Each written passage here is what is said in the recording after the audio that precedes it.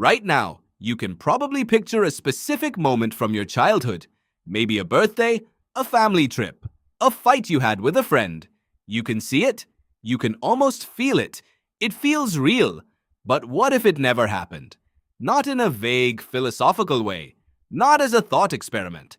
What if the memory playing in your head right now was built by your brain, assembled piece by piece from scraps, suggestions, and emotion, and filed under real without your permission? That is not a hypothetical. That is how memory works. And once you understand what your brain is actually doing when it remembers, you will never trust a single recollection the same way again. Here is what most people believe about memory. They believe it works like a camera.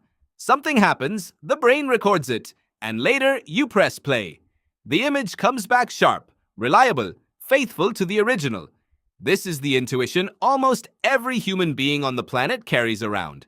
It feels obvious. It feels self-evident. It is completely wrong. Elizabeth Loftus has spent more than 5 decades studying human memory at the University of California, Irvine. She is widely considered the world's leading expert on the subject, and her central conclusion is this: memory is not a recording. It is a reconstruction. Every single time you remember something, your brain is rebuilding the scene from fragments. It is filling in gaps. It is smoothing over inconsistencies. It is quietly, invisibly, without your awareness, changing the story. The word she uses is malleable. Memory is malleable. It bends. It shifts. It can be rewritten. And here is the part that should stop you cold. You will never know when it happens. Think about the last time you remembered a vacation. You probably saw images. You heard sounds in your mind. You felt something. Warmth, excitement, maybe boredom. That felt like retrieving a file. But what your brain was actually doing was closer to writing a short story. It pulled a few real fragments from storage, then borrowed details from other vacations, from photographs you have looked at since, from things other people told you happened, and it stitched all of it together into one seamless, convincing narrative.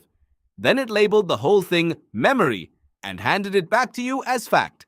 This reconstruction process happens every time, no exceptions. In 1974, Elizabeth Loftus and John Palmer ran a series of experiments that changed how scientists think about memory forever. They showed participants footage of a car accident. Then they asked different groups of people the same question, but with one different word.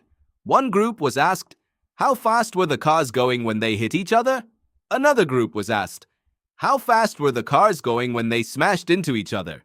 The word smashed produced dramatically higher speed estimates than the word hit. Same footage, same people, different word, different memory. A week later, when participants were asked if they saw broken glass in the footage, there was none. The smashed group reported seeing it far more often than the hit group. The word had changed the memory. The memory had then changed what people believed they saw. This is not a quirk. This is not a flaw in a few people. This is how the human brain works. Language reshapes recollection. Questions alter answers. Suggestion rewrites the past. And it goes further. In the 1990s, Loftus conducted a now famous study in which she implanted entirely false memories into adults. Memories of events that had never occurred. She told participants, with the help of a family member, that as a child they had once been lost in a shopping mall, that they had been frightened, that a kind stranger had eventually reunited them with their family. None of it was true, but within a few sessions, roughly a quarter of the participants began remembering it. They described the mall. They described their fear. Some added details no one had suggested: the color of the stranger's shirt, the sound of the crowd. They were not lying. They genuinely believed it happened. Loftus called this the lost in the mall technique. The study shook the psychological community. If you could implant a detailed emotional memory of an event that never occurred, what did that say about every memory a person holds? It said this: you do not remember what happened. You remember what your brain decided happened, and your brain can be told what to decide. Now here is where it gets personal, because this is not just happening in psychology labs. This is happening to you every day.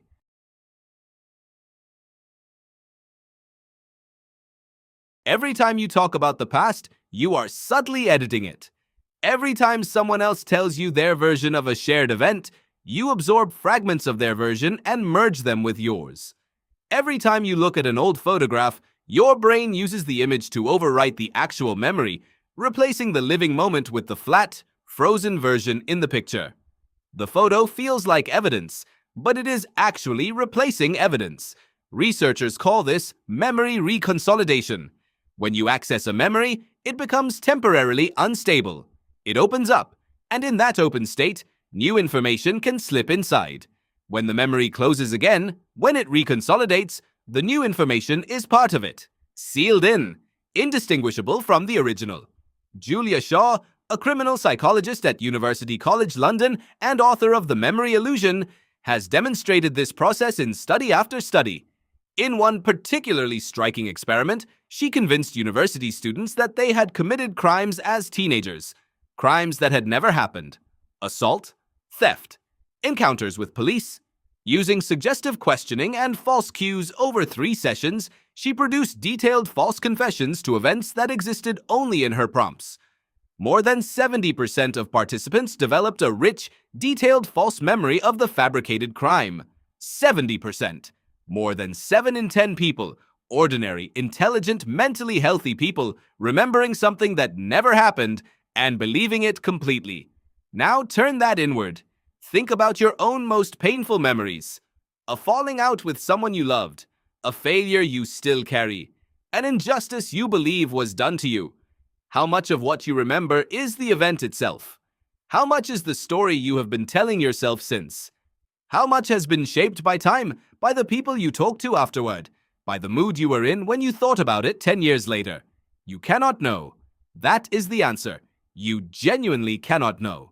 Daniel Kahneman, the Nobel Prize-winning psychologist, draws a distinction between the experiencing self and the remembering self. The experiencing self lives in the present moment. The remembering self constructs the story afterward. And here is the crucial thing. The remembering self is the one in charge. It is the one that determines whether something was good or bad, meaningful or worthless, worth repeating or worth avoiding. And the remembering self is not accurate. It is not even trying to be accurate. It is trying to make a coherent story. Kahneman found that the remembering self is dominated by 2 moments: the peak of an experience and the end. Everything in the middle is largely discarded. A painful medical procedure that ends with mild discomfort is remembered as less awful than a shorter procedure that ends sharply, even if the shorter one caused less total pain. The ending rewrites the whole. You are not remembering your life. You are remembering the highlights your brain selected, filtered through the emotional state you were in when you last thought about them, shaped by the stories you told other people, altered by every conversation and photograph and passing mood since. And yet, here is the strange and necessary thing. This system, this flawed, leaky, reconstructive system, is not a mistake. It is an adaptation. Your brain does not store memories like a hard drive because a hard drive is brittle. A perfect recording of the past would not help you survive. What helps you survive is a flexible system that can generalize, that can extract patterns, that can update based on new information, that can imagine the future by recombining fragments of the past. The same plasticity that makes your memories unreliable also makes you capable of creativity, empathy, and learning. You can imagine walking in someone else's shoes because your brain is already doing that every time it reconstructs a scene. You can plan for a future that has never existed because your brain is already inventing scenes that never happened every time you remember. The flaw and the gift are the same thing.